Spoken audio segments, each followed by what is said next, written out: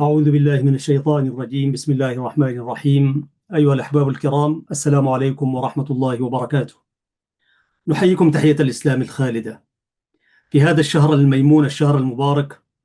من خيراته لنا صياما وقياما ودعوات مستجابات، وبرضو من خيراته لنا جمعنا بفضيلة الشيخ محمد جمعة أبو الرشيد، هذا الذي نراه دائما على قنواته في راس مدر وإطلالاته من برمنغهام وخيراته الوافرة، ولكن وجها لوجه طولنا ما تلاقينا يا شيخنا. والله يا أخي نشكر رمضان ونشكر الفرصة السعيدة أن نلتقي بك، وأنت رجل نحبك في الله وفي الوطن وفي الإعلام. أنت رجل برضو إعلامي يا شيخنا أبو الرشيد، تفضل. آه الحمد لله، حمدا يليق بجلاله وعظمته وكبريائه، وأصلي وأسلم على معلم الناس الخير سيدنا محمد وآله وصحبه وسلم أجمعين. الله يسلمك. في الحقيقة أستاذ أحمد، يسعدني جدا دائما يعني المشاركة معك في برامجك العامرة الطيبة. أنت أيضا الحمد لله أستاذ أحمد لست خبيرا إعلاميا فقط يهتم بشؤون السياسة وأوضاع المجتمعات، ولكنك أيضا محب للعلم والدين والعلماء، وهذا الأمر يعني شيء يجعل بركة في حياة الإنسان، حتى لو كان صحفي أو باحث أو كاتب أو شاعر. فجزاك الله خيرا أن تكون لك هذه الإطلالة على الجمهور عبر هذه القناة الطيبة، وأن برنامجك في موضوع اللغة العربية وأسرارها وأصدافها وهذا المعين الصافي الذي تقدمه لنا كل فترة، في الحقيقة هو واحد من البرامج التي يعني دائما أحب الاستفادة منها. فجزاك الله عنا خير، ورمضان مبارك علينا وعلى شعبنا في داخل البلد وفي خارج البلد، وشعبنا في المهاجر واللجوء حيثما كان، سواء كان في دول الجوار أو كان في مناحي الأرض جميعا. فالتحية لهذا الشعب العظيم الذي يكافح من أجل البقاء. وأنتم أستاذ أحمد صوت هذا الشعب، يعني كنتم صوته في الداخل واليوم صوته كذلك في الخارج، فنحن نزجي التحية العطرة لشعبنا. نسأل الله عز وجل ربنا يعني أن يبارك فيه، ونهنئ الأمة الإسلامية قاطبة بهذه الأيام الطيبة المباركة، ونسأل الله عز وجل أن يلامس هذا الشهر هذه القلوب، فيجعل فيها نسائم الرحمة، وأن يتبدل حالنا إلى أحسن حال في هذه الأيام الطيبة المباركة. ودعواتنا لك وللمسلمين عامة بخير وصحة وعافية. بارك الله فيك شيخنا الفاضل الشيخ أبو الرشيد، ونحن كذلك نثمن جهدكم. والحقيقة رمضان يجمعك دائما بأهل الخير والخير. ويمكن آخر حديث مع حضرتك كان في وفاة الشيخ الحبر، دكتور الحبر يوسف نور الدايم، نور الدايم رحمه الله وأحسن مثواه. بعد تلك لم نلتقي إلا بالتواصل وهكذا، هذا وجها لوجه.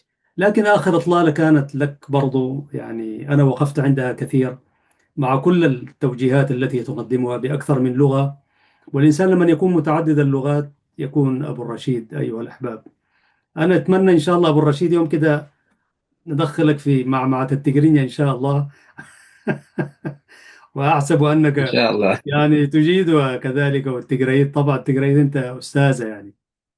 ويوم كده نلتقي بك بالتجرينيا، إيش رأيك يا شيخنا أبو الرشيد لنصل للآخر يعني.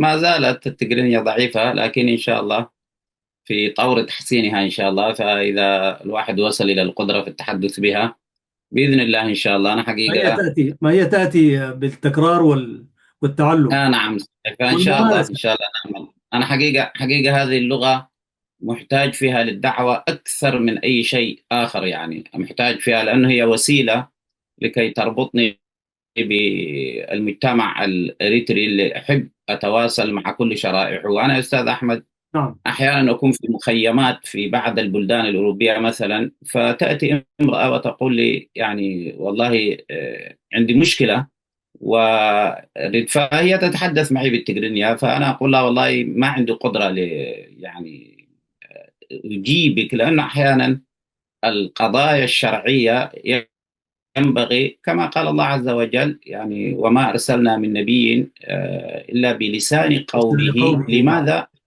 ليبين لهم. فلا بد المستفتي أن يكون الكلام بالنسبة له واضحا بينا لا يلتبس عليه شيء فيه. ولذلك أحيانا نظل نكرر الكلام البسيط حتى يعني تطمئن أن من استفتاك أنه وضح له الكلام. ولذلك يعني أقول لها يا أختي هل ممكن نستعين بمترجم؟ فتقول لا، أنا هذا شيء خاص ما أريد أن يعرفه أحد ولا أن يطلع عليه أحد. فكنت هذا دائما يعني يسبب لي حرج. لذلك عند حقيقة رغبة حقيقية خاصة للجوانب خدمة المجتمع، أنه أنا مفروض شوية كنت أجتهد وأبذل جهد لتحسين اللغة، وهي يعني مجرد السماع المستمر الكثير تتحسن يعني. فالحمد لله أنا انتقلت من الصفر إلى الاستماع. فإن شاء الله تعالى في قابل إن شاء الله سنوات إن أمد الله في العاجل نحسن اللغة إن شاء الله بإذن الله يعني إن شاء الله. وكل من وجدته يجيد التجرينية حاول تتحدث معه بالتجرينية. هذه واحدة من الأشياء. آه. هل تعلم شيخنا أبو الرشيد، أنا لما دخلت البلد 91 كنت بسمع بنسبة 60%، لكن لا أتحدث أكثر من نسبة 10% فقط. مم. فشيئا فشيئا، لأنه يمكن ماكينة الإعلام والمصادر كلها كانت تجرينية والمجتمع وهكذا، إلى أن أصبحنا فيها إلى حد ما يعني. وصلت فيها أكتب الشعر الحمد لله. بالتجرينية كمان، يعني بالتجرينية بكتب الشعر كمان. نعم. ولذلك والآن أنا لأصل إلى المستمع بركز في ار بي ام بالتجرينية. وشيخنا طبعا فضيلة الشيخ برهان سعيد، له التحية والسلام، دفعني أكثر من مرة للحديث بالتجرينية. وطرح علي فكرة كمان لنكون. قلت له أنا حديث عهد بالتجرينية، فيقول لي أنت أستاذ. وله السلام مم. والتحية يا شيخنا وشيوخنا الأفاضل أيوة. الكرام. نعم. شيخنا أبو الرشيد، لقاءنا اليوم في حضرة رمضان المبارك، وأنا أسخر هذا البرنامج مع اللغة العربية، ولأن اللغة العربية برضو يربطنا بالقرآن الكريم ويربطنا بشهر رمضان المبارك. وتعلم اللغة العربية من صميم الإسلام، ولا يدخلن أحد الإسلام إلا بالشهادة نطقها بالعربية كما تعلم فضيلة الشيخ، وبعد ذلك يترجم له الباقي يعني، ولا يأتي الصلاة إلا باللغة. ولذلك أنا أهتم بهذه اللغة، وهذا فضل من الله. فوصلنا الحلقة 224، وهي البرنامج الوحيد الذي رقمته في حياتي في سيرتي مم. الإعلامية. هذا فضل من الله ومن في هذه القناة المباركة، أنا أسميها هكذا. والحمد لله جمعنا بكم الفضلاء الشيوخ. آه، قبل أن ندخل لموضوعنا اللي هو الشرائع الإسلامية أو المسلم بين الإقبال والإدبار، يعني نحن نقبل وندبر يعني هذه الحياة. امبارح كنت ملتقي الحلقة السابقة مع فضيلة الشيخ عبد الرحمن مجن، فتحدثنا في موضوع تعاليم الإسلام بين اليسر والعسر. قدم رؤية، أنا طرحت هذا العنوان، فقال لي ده عنوان خطير لكن نخشه. وقال لي كأنك أنت تشمل مضمون رمضان يعني كله يعني، ودخل وفاد. فأنا لما فكرت التقي بحضرتك قلت يعني نحن كمسلمين نقبل وندبر، نقبل أشياء وندبر من أشياء، وإقبالنا أحيانا يكون فيما لا فائدة وراء دنيا وآخرة، وإدبارنا فيما كان مهم جدا، ولكن حالة الإنسان تتقلب بين هذا وذاك. قبل أن ندخل إلى المسلم بين الإقبال والإدبار، أنا داير أحييك على الحلقات اللي عملتها مع ابن سماحة الشيخ مفتي الديار الإريترية الشيخ إبراهيم المختار. الشيخ إسماعيل المختار بارك الله فيه، ورسلت له رسالة صوتية أعتقد لم يسمعها. أنا حقيقة يعني أشكرك جزيل الشكر فضيلة الشيخ، أنت فتحت نافذة وعرفتنا بفضيلة الشيخ إسماعيل وأشياء كثيرة ما كنا نعرفها عن سماحة المفتي. فسر على هذا النهج، وأنا حبيت أقدم أمام المشاهد الكريم شهادة الشكر وتقدير. على هامش الحديث ما الذي دفعك للالتقاء به؟ وأنا في ظني أنه أنت جاهدت كثير لتلتقي بسماحة الشيخ إسماعيل المختار، حيث من خلال حديثه ولا يحب الإطلالات وهكذا. وأنا حديثي لم نتحدث مباشرة، ولكن أعلم أنه فيك حس صحفي، فلم تستسلم إلى أن اصطدته وقدمت لنا يعني حديقة فكرية علمية غناء ولغة، رجل فصيح يعني. فكيف توصلت إليه، وما هي الجهود التي بذلتها لتكون درس لأولئك الذين يعني يتعجلون أمورهم أحيانا؟ فنعمل مدخل وندخل إلى الإقبال والإدبار. جزاك الله خيرا. هو طبعا نحن كما أنت يعني لك علاقات يعني عميقة بالمجال الصحفي، كذلك نحن في المجال الدعوي لنا يعني علاقات وطيدة. وأنا منذ سنوات ويعني أبذل جهود لربط الدعاة بعضهم ببعض، ما شاء الله. لأنه هو هذا الشيء بالنسبة لنا. يعني نحن أغلب دعاتنا وعلمائنا تحت الحفر في البلد، والقليل منا الذي في الخارج، أو ربما الأغلب الذي في الخارج. ف يعني متناثر غير مترابط وجهوده مبعثرة. ولذلك كانت فكرة الهم الطويل على إنشاء رابطة علماء إريتريا. والحمد لله وفق الأخوة ناس الشيخ برهان. يعني كنا سنين وإحنا نفكر ونحاول، لكنهم جزاهم الله خير أنجزوا الأمر يعني، والحمد لله. فهي مسألة ربط العلماء برابطة أخوية وتواصل. هذا هو واحد من المشاريع التي أعمل فيها أنا، على الأقل تحقيق الجانب الأخوي فيما بيننا. لأن أستاذ أحمد غدا إذا عدنا إلى البلد يعني كيف سنعود ونحن من اليوم ليس بيننا أي تعارف ولا أي تفاهم؟ فلذلك علاقتي بالشيخ إسماعيل هي علاقة متجذرة وطويلة.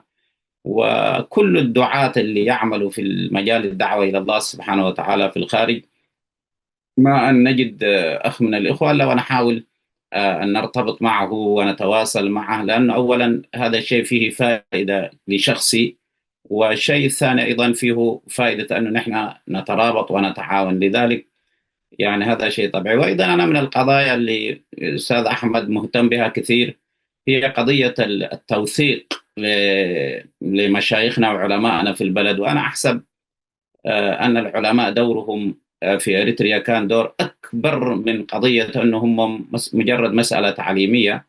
فعلى حسب متابعاتي هؤلاء المشايخ كان لهم إسهام كبير جدا في تحرير الوطن، ولعبوا أدوار كبيرة جدا. وبالتالي هذه الشريحة المهملة في وسط هذا المجتمع. يعني أستاذ أحمد، أنا طبعا ما عايزين نخرج من الموضوع المطروح، لكن تخيل أستاذ أحمد أن يعني كثير من الدعاة أبوابه مفتوحة للشعب الإريتري، معسكرات اللاجئين في أي مكان.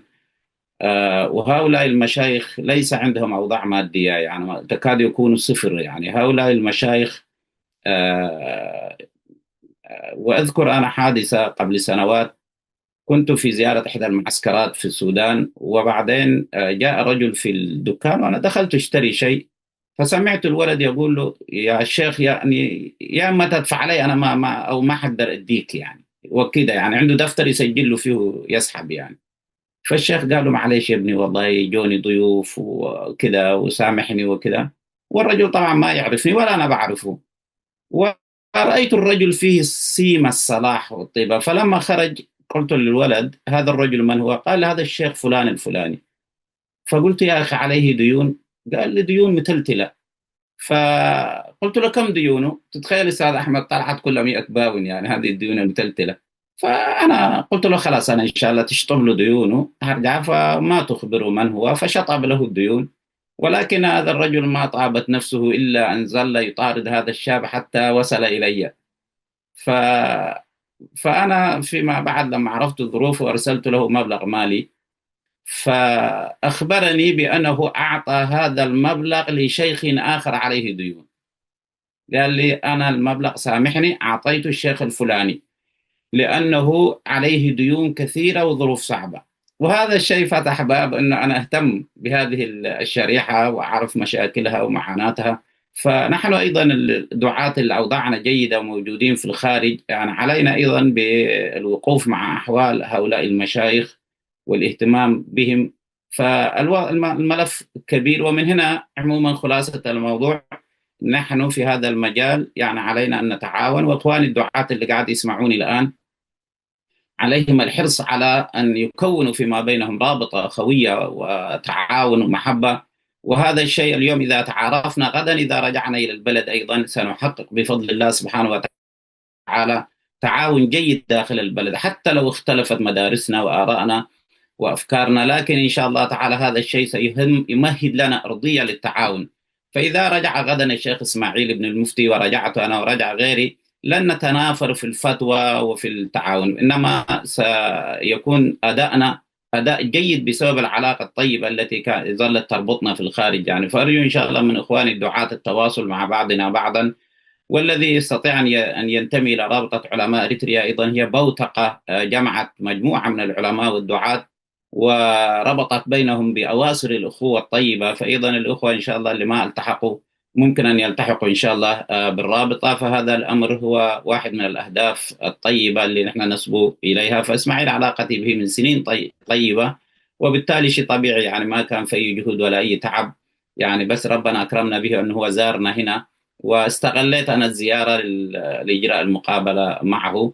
وملف إن شاء الله أستاذ أحمد طبعا توثيق العلماء، هذا مجالك، يعني أنت إن شاء الله تعيننا في هذا المجال أن نوثق لعلمائنا ومشايخنا داخل البلد، سواء المغيب منهم أو الذي موجود أو الذي توفي وكان له إسهامات كبيرة في حياتنا. ونحن اليوم نتكلم على إقبال الإنسان وإدباره، فكان لعلمائنا ومشايخنا دور كبير في تثبيت الشعب على الطاعة والدين، يعني بفضل الله سبحانه وتعالى.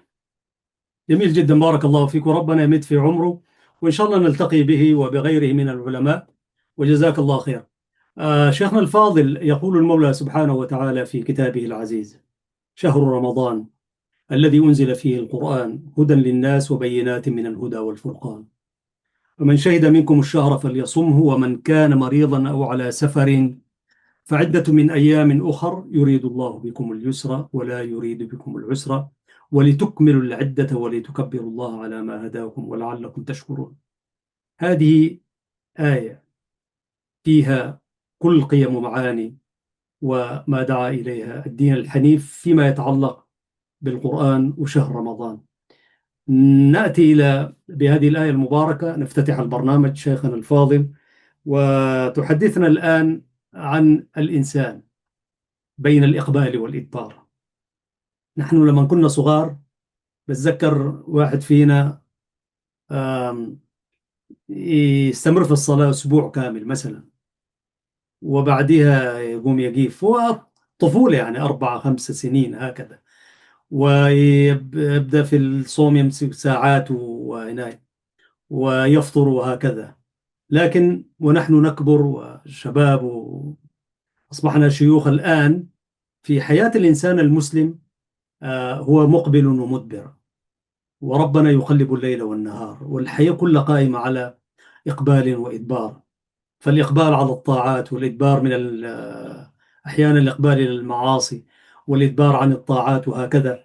هذه التقلبات في شهر رمضان المبارك جميل. أعتقد أنه نقلب أوراق مع سماحتك، وأنت رجل داعية إلى الله، وربما بتعمل في هذا المجال خطب الجمعة ووعظك الكامل حتى في قناتك وهكذا، وأنت رجل نادر عمرك كله إلى الدعوة إلى الله بالحسنى. فماذا تقول لنا شيخنا الفاضل المسلم بين الإقبال والإدبار؟ العنوان وجدت كيف، وهل يمكن أن نلملم أطراف الحديث في هذه الساعة المباركة عبر هذه القناة الحرة المباركة؟ يعني جزاكم الله خير. يعني هذا العنوان البازخ الجميل الموفق. غالبا تجد عند كتب المعاصرين يعنون له دائما بالفتور، يعني وهو أشبه بما قال امرؤ القيس، يعني مكر مفر مقبل مدبر معا. كجلمود صخر حطه السيل من علي. نعم نعم. فهي حالة نفسية، يعني هكذا الإنسان يتأرجح فيها. ونبينا صلى الله عليه وسلم يعني قال: لكل عمل شرة، يعني شرة من الشرر، والشرر يتصاعد. لكل عمل شرة، ولكل شرة فترة يهمد. فمن كانت فترته إلى سنتي فقد هدي. هذا الحديث عميق جدا جدا جدا في معناه. فالنفس أشبه بالاتقاد والشرر والتصاعد والعلو أحيانا مع العبادة، وهذا منطلق من القلب، تعلقه بالله، وقربه من رب العالمين، إحساسه بالمحبة العميقة تجاه الخالق جل جلاله، والتعظيم والتقدير والتبجيل والإجلال. فترتفع به حالة نفسية يكاد يكون يلامس السماء. ولكن طبيعة البشر أنه تمر عليه لحظات من الإدبار ولحظات من الفتور، فيحدث يعني فترة. نبينا صلى الله عليه وسلم حاول يوجهنا توجيه ما تستطيع أن تجد هذا التوجيه عند كثير من أهل التربية. فالنبي صلى الله عليه وسلم يعني ما قال يعني أنت إذا فترت أخطأت، أو أنت إذا فترت هذا يعني ضعف إيماني منك. لا، النبي عليه الصلاة والسلام قال لك لا بأس أن يكون عندك هذا الخمول وهذا التراجع وهذا الفتور، لكن هذا الفتور ينبغي أن لا يخرجك عن الأصول، وأن لا يخرجك عن القضايا الأساسية. فمثلا الإنسان قد يكون يقوم الليل ويبكي بين يدي الله في جوف الليل، ووصل به الحال أن تتجافى جنوبه عن المضاجع، وكانوا قليلا من الليل ما يهجعون وبالأسحار هم يستغفرون، وغير ذلك من الحالة العالية الجميلة. لكن الإنسان قد يصل به الحال أنه لا يستطيع أن يقوم الليل، يمر عليه شيء، لكن هذا التراجع لا يجعله يصل به الحال أن يترك الفرائض، أن يقصر في الصلاة، لا. فمن كانت فترته إلى سنتي فقد هدي. لا تخرجك هذا الفتور عن ما هو مقرر في أصول الدين، فيظل حتى مهما كان الفتور الإنسان يحافظ على هذه الأصول، الفرائض، ويجتنب المحرمات الكبائر. وهذا هو أقل ما ينبغي الإنسان أن يفعل عليه. بعض الناس اليوم يا أحمد يقترف المعاصي والذنوب ويقصر في الفرائض، وهذه حالة غير طبيعية. هذا حالة يكاد يكون فيها يعني ابتعاد كبير جدا عن الجادة. فالمطلوب الإنسان حتى لو فتر ويفتر في الاتقاد والحيوية والنشاط والإقبال وكذا، لكن هذا لا يوصل به الحال إلى أن يترك الفرائض أو أن يعني يلغ في المحرمات. هذا هي الجانب اللي المسلم عليه أن يحافظ عليه. رمضان إنسان ينتشله من حالة الهمود والخمود هذه إلى حالة الشرر، يبدأ الإنسان يتساعد. وخلينا أستاذ أحمد نأخذ حالة يعني حصلت في أيام النبي صلى الله عليه وسلم تجسد هذا الأمر. كان النبي عليه الصلاة والسلام إذا جلس الصحابة في مجلسه ارتفع إيمانهم، إما بالنظر إلى وجهه الطاهر صلى الله عليه وسلم، وكان النظر إلى وجه النبي صلى الله عليه وسلم عافية وشفاء وحيوية. كان الناس يعني يقولون يعني اسحب من تذكرك رؤيته بالله حتى في حياتنا العادية. أنت في بعض الناس إذا رأيتهم جاءتك الهيبة وجاءتك وتذكرت الإقبال على الله وتذكرت الدين، ومجرد رؤيتهم ومجالستهم يقربك من الله. فكيف بالله عليكم أيها الإخوة أن تنظر إلى وجه الحبيب صلى الله عليه وسلم. فيعني زي ما قال يعني جابر بن سمرة رضي الله عنه وأرضاه قال: خرجت في ليلة مقمرة فرأيت النبي صلى الله عليه وسلم واقفا والقمر بازغ طالع. قال: فنظرت إلى القمر ونظرت إلى وجه النبي صلى الله عليه وسلم، فكان والله وجه النبي صلى الله عليه وسلم أضوأ من القمر، أجمل من القمر. هذا الوجه الصبوح الجميل، الوجه الذي يقربك إلى الله صلى الله عليه وسلم، يعني الوجه يقربك إلى الله عز وجل. ولذلك حتى لما الصحابة دخلوا بيت المقدس قال الناس: والله هؤلاء الرعاة لوجوههم أضوأ من رهباننا. وكان سيدنا بلال بن رباح الناس قالوا: كنا إذا أردنا أن يعني ننظر إلى وجوهنا رأينا وجوهنا في وجه بلال من شدة لمعانه وضوء وجهه الذي يتلألأ بالعبادة إلى الله عز وجل، ونور الإيمان الذي يعلو وجه سيدنا بلال رضي الله عنه وأرضاه. نعم. ولذلك أنا سأتي إلى الحالة التي نحن بصددها، لكن أحيانا الكلام يأخذ الإنسان إلى الاستطراد في أشياء. لا بأس. لما تعرض المفسرون إلى قول الله عز وجل: محمد رسول الله والذين معه أشداء على الكفار رحماء بينهم تراهم ركعا سجدا يبتغون فضلا من الله ورضوانا سيماهم في وجوههم من أثر السجود ذلك مثلهم في التوراة ومثلهم في الإنجيل كزرع أخرج شطأه إلى آخر الآيات الطيبة. فتحدث العلماء على هذا سيماهم في وجوههم. ما هو هذا السيما الذي ذكره الله ووصف به هؤلاء الصحابة الأطهار الأخيار؟ فأجمل ما قيل في هذا أنه شيء في القلب، شيء عمل اشتغل فيه الإنسان المؤمن، أعمال قلبية في داخله، ثم أظهره الله في صفحات الوجه.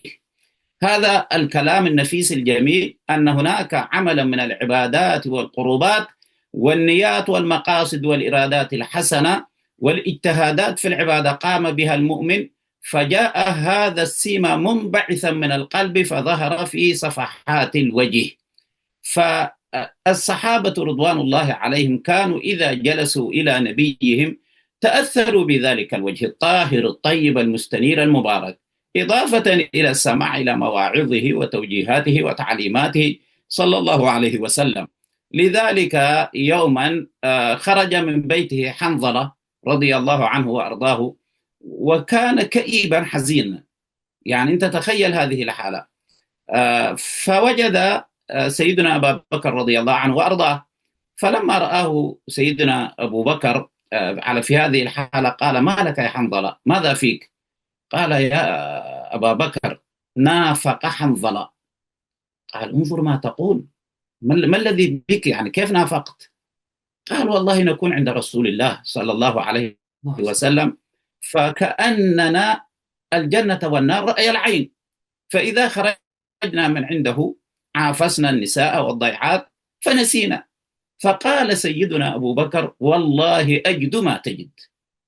فذهبا معا إلى رسول الله صلى الله عليه وسلم وعرضا نفسيهما على الطبيب على الحبيب. فقال النبي عليه الصلاة والسلام: يا حنظلة، والله لو تبقون كما تكونون عندي لصافحتكم الملائكة على فروشكم أو في الطرقات، ولكن يا حنظلة ساعة وساعة، ساعة وساعة. الإنسان المؤمن لا يمكن أن يتحمل فوق طاقته.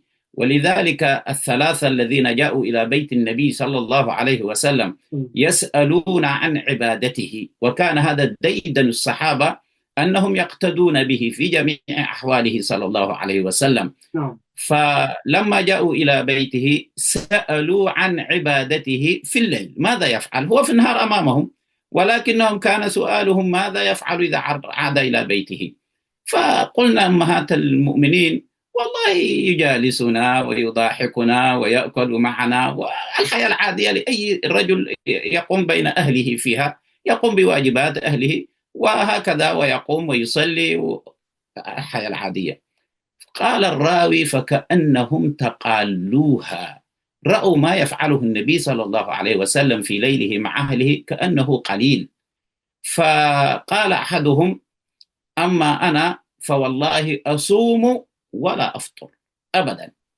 والثاني قال: أقوم ولا أرقد، حأصلي راكعا وساجدا بين يدي الله. وقال الآخر: أما أنا لا أتزوج النساء. هذه الحالة من نسميها حالة التجليات والرغبة فيما عند الله، اللي ضربت الفيوز، يعني ضربت إلى السقف، بحيث أنه يخرج من يعني حدود المنهج النبوي اللي هو أصلا هذا جاء على طاقة البشر. فديل شوف عايزين يمشوا بالناس إلى شيء غدا سيجلس، كما حصل لعبد الله بن عمرو رضي الله عنه وأرضاه. قال: يا رسول الله، أطيق أكثر من ذلك، أطيق أكثر من ذلك، أطيق أكثر من ذلك. فالنبي عليه الصلاة والسلام ما شاه في الموضوع. فلما كبر ودق عظمه قال: يا ليتني سمعت نصيحة النبي صلى الله عليه وسلم. لأنه يعني سبحان الله، يعني أخذ بعزيمة وربما يعني تكاد تكون صعبة عليه. فهؤلاء الشباب لما قالوا ذلك انزعج صلى الله عليه وسلم، انزعج انزعاجا شديدا، وقال لبلال: الصلاة جامعة يا بلال. أنت تخيل في وقت غير الصلاة ويجمع النبي صلى الله عليه وسلم الصحابة، ثم يقول لهم: قد بلغني أن أشخاص جاءوا سألوا عن كذا ففعلوا كذا. اجتماع فقال: الطارئ. أما أني والله أخشاكم لله وأتقاكم له، أصوم وأفطر وأقوم وأرقد، ويعني من رغب عن سنتي فليس مني.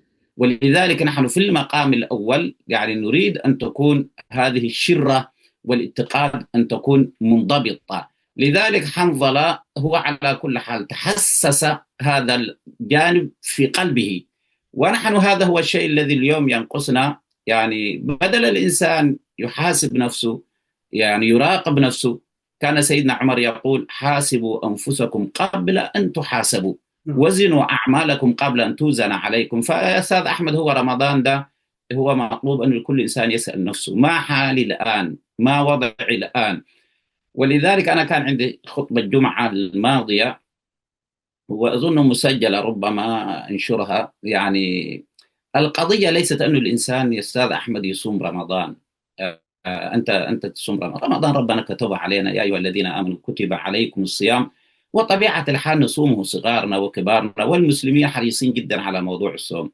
لكن الإنسان قبل أن يشتغل إذا عنده مزرعة، قبل أن يشتغل بالمحراث وآلة الحرث وغير ذلك من الأمور، هل هو أصلا هذا الإنسان هيأ الأرض الخصبة للزراعة، أم سيضع يمشي يزرع في أرض مالحة وأرض صبخة ويعني لا يخرج الزرع؟ هل نحن اليوم هيأنا هذا القلب لتغرس فيه معين القرآن والسنة والتأثر العاطفي الديني والتعلق بالله سبحانه وتعالى؟ هل هذه القلوب اليوم أخليناها من الذنوب وهيأنا أرضيتها وأصبحت صالحة للزراعة والإنبات؟ هل هذه القلوب اليوم نحن أخلينا وحذفنا منها ما كانت هي عوائق أن نسير في طريق أن نتنسم فيه لذة العبادة؟ وجد حلاوة الإيمان. قال النبي صلى الله عليه وسلم: من فعل كذا وكذا. وكان علماءنا أستاذ أحمد يقولون هذه قاعدة تربوية عظيمة جدا، كانوا يقولون أن التخلية قبل التحلية. قبل أن تتحلى بالطاعات عليك أولا أن تتخلى عن الذنوب، عليك أن تتخلى عن موانع التلذذ بالإيمان، وأن تستلذ بطعم الإيمان. لذلك ميمون بن مهران، لا وهب بن منبه لما سألوه قالوا له: هل يجد العاصي لذة الطاعة؟ قال: حتى من يفكر فيها. الذي يفكر في المعاصي لا يجد لذة العبادة، فما بالك الذي أصلا يمارس المعصية؟ فنحن هذه هي النقطة الأساسية في هذا الموضوع عشان إيمانك يرتفع، تقترب من رب العالمين. أولا أن الإنسان يخلي قلبه عن الذنوب، عن المقاصد السيئة. فإذا تهيأ هذا القلب يظل الإنسان يراقبه، كما قال المصطفى صلى الله عليه وسلم: إن في الجسد مضغة إذا صلح صلح سائر الجسد، وإذا فسد فسد سائر الجسد. وأنا زمان كنت أقول يا أستاذ أحمد، سبحان الله، لماذا لم يقل النبي صلى الله عليه وسلم إن في الجسد مضغة إذا صلح صلح سائر العمل؟ يعني ليش الجسد؟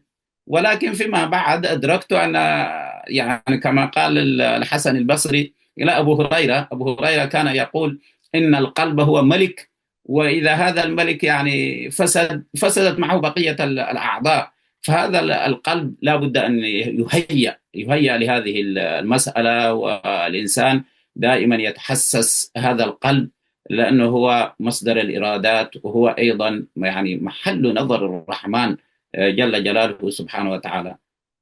وبالتالي بارك الله فيك فضيلة الشيخ. بالتالي نحن كمسلمين نعلم أن الإنسان هو مقبل ومدبر، فلا نيأس من رحمة الله، ولا يأس من رحمة الله إلا القوم الكافرون. والإنسان دائما يقرب نفسه إلى الطاعات أو يبتعد عن المعاصي ليجد نفسه قريبا. ما إذا أنت ابتعدت من الاتجاه حتمشي الاتجاه الآخر بإذن الله. بارك الله فيك فضيلة الشيخ. طيب، جزء من الإقبال في شهر رمضان الإقبال التقليدي الموجود هو الإقبال على كتاب الله. هذا أراه أنا إقبال تقليدي، يعني لما إذا كنت أنا في ظني إذا كان المسلم أول ما يدخل رمضان طوال يفتح القرآن ويبدأ من سورة الفاتحة ثم البقرة، فأقول له إقبالك على كتاب الله ما مظبوط. يعني بمعنى ينبغي أن يأتي إليك رمضان وأنت في جوا الحديقة الغناء هذه، إما في الجزء العاشر الخامس السابع الثامن وهكذا. يعني لا تفاجئ رمضان لأنك الآن أنت أقبلت على هذا الكتاب، وهذه إشكالية بحد ذاتها. ولذلك وهناك من يقرأ القرآن على أكثر من اتجاه، عنده الصباح يقرأ، في السيارة يقرأ شيء وهو مواصل، وعنده برضو ورد يعني أجزاء مواصل عليه، وهكذا يجد نفسه ختم الشهر الفات وختم بعد الشهر وهكذا. لكن المشكلة أنه كثيرون من المسلمين يقبلون على القرآن في شهر رمضان. هذه من ناحية نود أن تعلق عليها فضيلة الشيخ. في نفس الوقت هذا الإقبال في ظني ينبغي أن يكون إقبالا متدبرا، إقبالا فيه شيء من التأمل على هذا الكتاب. ولكن كيف تتأمل وأنت الذي أقبلت عليه عاما بعد عام، حولا بعد حول مثلا؟ يعني فهناك من يحاول أن يعمل من إقبال هذا يعني فري واي كده، الهاي واي، يركب السرعة الشديدة ويقول لك ختمته مرتين ثلاث أربع مرات.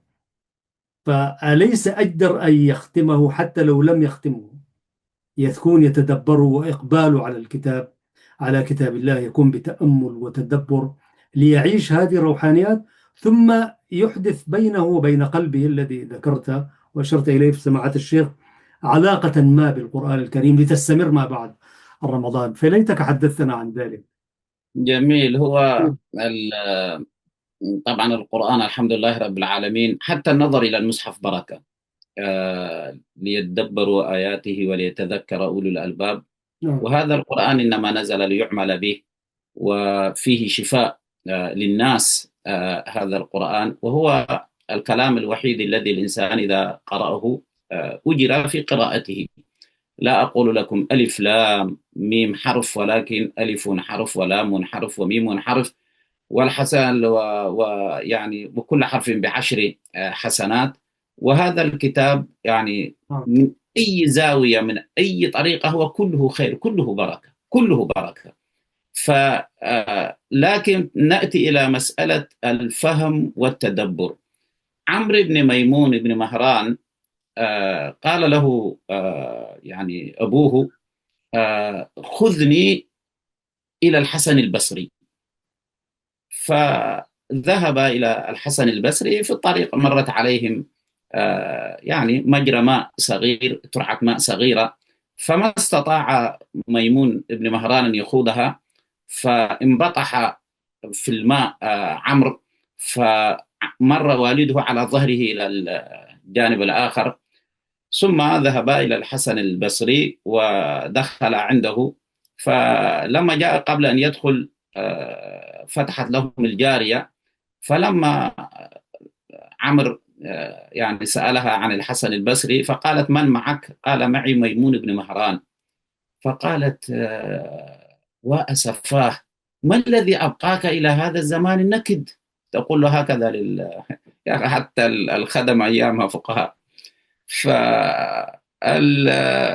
فدخل على حسن البصري فقال له: يا إمام، إني وجدت قسوة في قلبي، فاستكن لي قلبي، استكن لي قلبي، احتاج إلى نوع من السكينة لهذا القلب. فقال الحسن البصري: أعوذ بالله من الشيطان الرجيم، أفرأيت إن متعناهم سنين ثم جاءهم ما كانوا يوعدون، ما أغنى عنهم ما كانوا يمتعون. فأغمي على ميمون بن مهران حتى بدأ الحسن البصري يتحسس رجله أحي هو أو ميت. ثم أفاق بعد فترة، فخرجا من عند الحسن البصري. فقال ابنه عمرو في الطريق: أهذا هو الحسن البصري يا أبي؟ وكأنه يقول: مقامه عندي كان أعظم وأكبر من هذا، وكنا ننتظر منه هذا السؤال الكبير الذي طرحته عليه، أن يجد لك دواء لقلبك، وليس دواء طبيا ولكنه دواء لقلق هذا القلب ووحشته وإدباره وغير ذلك. ونحن نعلم أيها المشاهد الكريم أن في هذا القلب الكثير من الوحشة والكثير من القسوة والكثير من النفور والكثير من القلق والكثير من الأرق. وهذا الشيء لا تداويه لك لا العقاقير الطبية ولا أرفع المستشفيات ولا أعظم الأطباء في العالم. إن هذا القلب بهذه الوحشة وهذا القلق ليس له دواء إلا عند كتاب الله عز وجل. وأن تذهب كما فعل ميمون بن مهران، أن تذهب إلى من تجد عنده الإقبال على الله سبحانه وتعالى، وإلى من يرشدك سمته وأدبه وكلامه، ومن يقربك نظره إلى الله سبحانه وتعالى. فأنت في حاجة إلى هذا الطبيب في هذا الزمان. كان أصحاب النبي يذهبون كما ذهب طلحة وسيدنا أبو بكر، ذهبا إلى النبي صلى الله عليه وسلم فوجد قارورة الدواء هناك. وكذلك الناس كانت تذهب إلى العلماء العباد الأخيار. الآن قل في بلدنا هذا النموذج الذي يحتذى به. فأنت مطلوب منك على أي حال أن تستكن قلبك وأن تطلب له السكينة والاستقرار. فقال: هذا هو الحسن البصري يا أبي؟ فقال ميمون بن مهران: والله يا بني، لقد تلا علينا الحسن البصري آية لو فهمتها لوجدت في قلبك كلوما. لو كان هذه الآية أنت تدبرتها وفهمتها يا بني، والله كان أحدث جرحا في قلبك. لأن الآية باختصار المفيد يا إخوة تتكلم عنا نحن. ربنا أجل في آجالنا وعشنا 20 سنة 30 سنة 40 سنة 50 سنة 60 سنة. أفرأيت إن متعناهم سنين ثم جاءهم ما كانوا يوعدون من الموت، كل نفس ذائقة الموت، وأنت ستأتي عليك لحظة أن تذوق الموت. ثم جاءهم ما كانوا يوعدون، أقبلوا على الله، أقدموا على الله سبحانه وتعالى، ما أغنى عنهم ما كانوا يمتعون. ماذا كانت رحلة حياتك يا أخي؟ ماذا كانت يا أختي الكريمة رحلة حياتك؟ يعني كيف خرجت من هذه الدنيا؟ خرجت منها بخير؟ خرجت منها بخسارة؟ نحن الآن داخلين في شهر عظيم كله دواء كله شفاء، ولكن الإنسان يعني كما كانوا يقولون يعني ليتنا نعلم من المقبول في هذا الشهر فنهنيه، ونعلم من هو المردود فنعزيه. نحن فينا من يعزى الآن في هذا الشهر، وفينا من يهنأ بفوزه وفلاحه ونجاحه. وهي العملية كلها مسافة قصيرة. هذه الدنيا تقطع إلى الله بالقلوب، والعمل الصالح فيا إخوة، ما طرحه الأستاذ أحمد من هذا السؤال الخطير الكبير، قضية القرآن كيف يكون علاجا لنا، تدبر هذا القرآن ليتدبروا آياته وليتذكر أولي الألباب.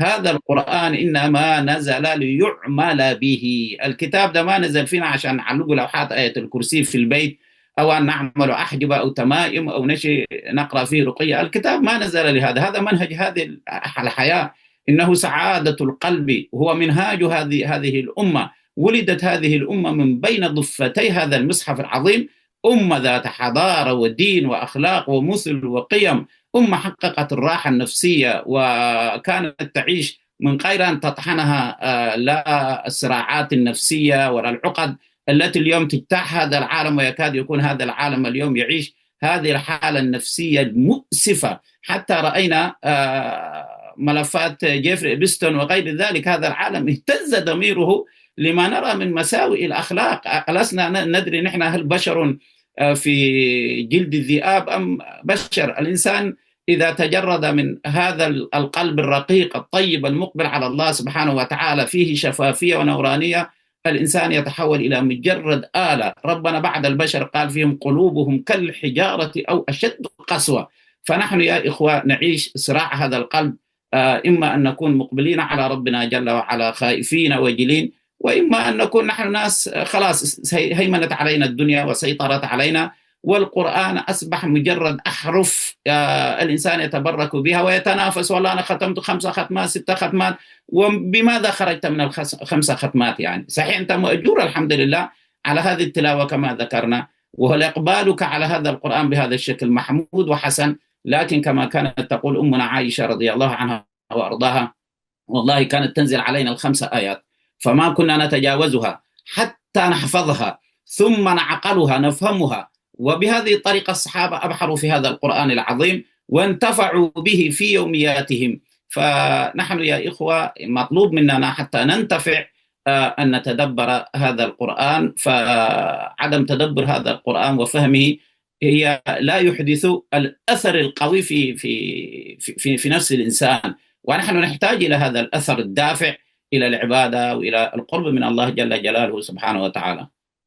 فلنقبل على هذا الشهر المبارك وعلى الرمضان والقرآن الكريم والعمل الصالح بقلوب تبتغي وجه الله. أنا أشكرك جزيل الشكر فضيلة الشيخ محمد جمعة أبو الرشيد على قبولك أولا في صبح جميل، نحن يعني كرفناه زي ما نقول بالتقريد، وهو خارج من صلاة الفجر، وإن شاء الله يعني مقبول وفي ميزان حسناتك. ونحن اقتربنا من الإفطار الآن، وهكذا هي يقلب الليل والنهار على الناس. بارك الله فيك وجزاك الله خير شيخنا، ونأخذ منك موافقة مبدئية لحديث متصل ليس بهذا العنوان ولكن في موضوع آخر، فهل موافقون فضيلة الشيخ؟ جدا جدا جدا أستاذ أحمد، أنا لا أرد لك طلبا، لأنك بارك الله فيك أستاذ أحمد، كل ما تفعله أنا لا أريد أن يعني أقطع عنقك، لكن كل ما تسعى إليه يا أستاذ أحمد هو خدمة هذا المجتمع وخدمة الدين. ونحن يعني رب سبحانه وتعالى قال لنا وتعاونوا على البر والتقوى ولا تعاونوا على الإثم والعدوان. فنحن ما أحوجنا حقيقة أن نتعاون في البر والتقوى. فبارك الله فيك يا أستاذ أحمد، أنا أدرك أهمية الإعلام وأدرك مكانته، ولذلك يعني دائما مستعد جدا، يعني ما أحسنه وما أفهمه مستعد جدا للتعاون بدون تردد بإذن الله إن شاء الله تعالى. وما تردد أبدا فضيلة الشيخ، طرقنا بابه إلا أجاب، وبارك الله فيك. وهذه شيمة العلماء، فالعلماء مش زي السياسيين. كثيرون من السياسيين أنا أتصل عليهم يقول لي ما أنا قلت الكلام ده زمان، ما قلت، لكن في الدين طبعا وذكر فإن الذكرى تنفع المؤمنين. بارك الله فيك فضيلة الشيخ، ونفعنا الله بعلمكم وجزاكم الله كل خير. ونختم بالآية المباركة. يقول المولى سبحانه وتعالى في كتابه العزيز: اللسان الذي يلحدون إليه أعجمي وهذا لسان عربي مبين. صدق الله العظيم. باسمكم جميعا أتقدم بجزيل الشكر والعرفان لفضيلة الشيخ محمد جمعة أبو الرشيد، وتحياتي محدثكم أحمد شريف من قناة سلام الإعلامية المباركة. نلتقيكم بحوله تعالى في الأسبوع القادم حتى ذلك الحين نستودعكم الله، والسلام عليكم ورحمة الله وبركاته.